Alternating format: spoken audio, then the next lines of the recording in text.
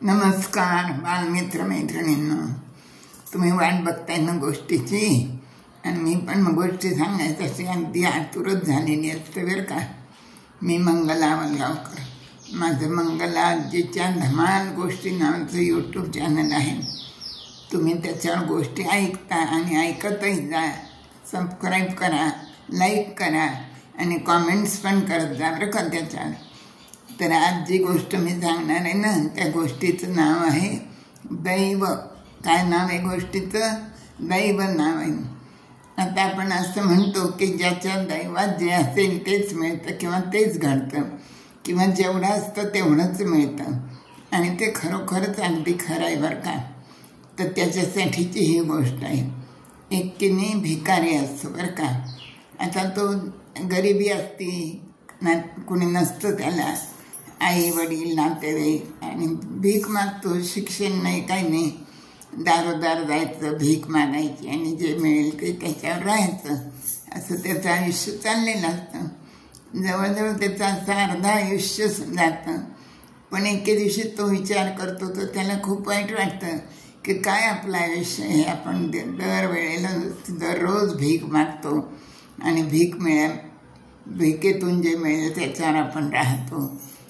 चांगलं नाही आयुष्य आपलं. किती लोक तरी म्हणते थाटात राहतात आणि आपल्या वाट्याला मात्र हे असं आहे म्हणून. असं तो त्याच्या मनाशी विचार करत असतो बरं का. इकडं पहिला कैलास पर्वतावर शंकर पार्वती गप्पा मारत बसतात बरं का. तर पार्वतीला हा भिकारी भीक मागताना दिसतो आणि त्याचे मनातले विचारही तिला कळतात.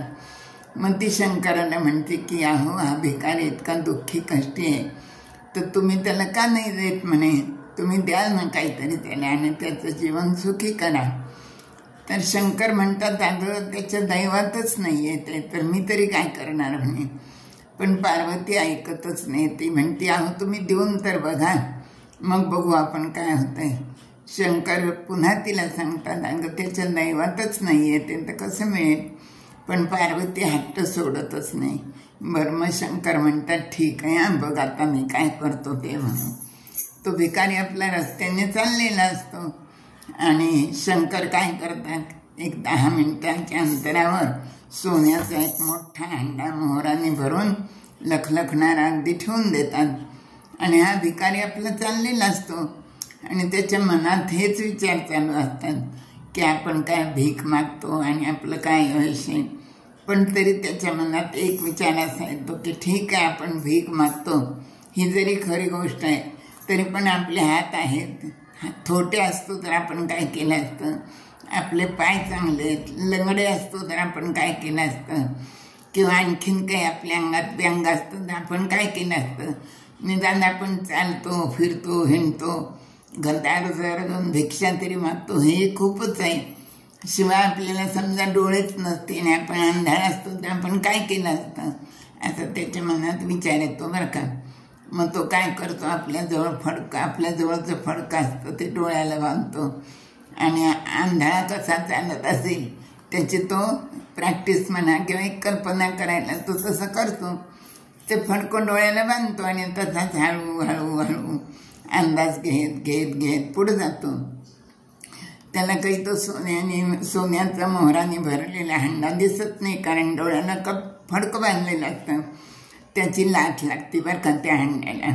तो हंडा तिथंच पडतो उलटून आणि तो भुक्याने तसाच पुढं जातो.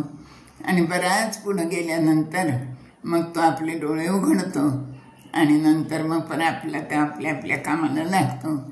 तर असं त्याचं दैवातच ते नसल्यानं बरोबर त्यावेळेस त्या हंड्याच्या जवळ आला की त्याला ती आपले कपड्याने डोळे बांधून घ्यायची आणि अंधारा कसा जगत असेल हे कल्पना अनुभव घ्यायची बुद्धी होती. आणि त्याच्या दैवात ते काही धन नसतं म्हणून त्याला मिळत नाही.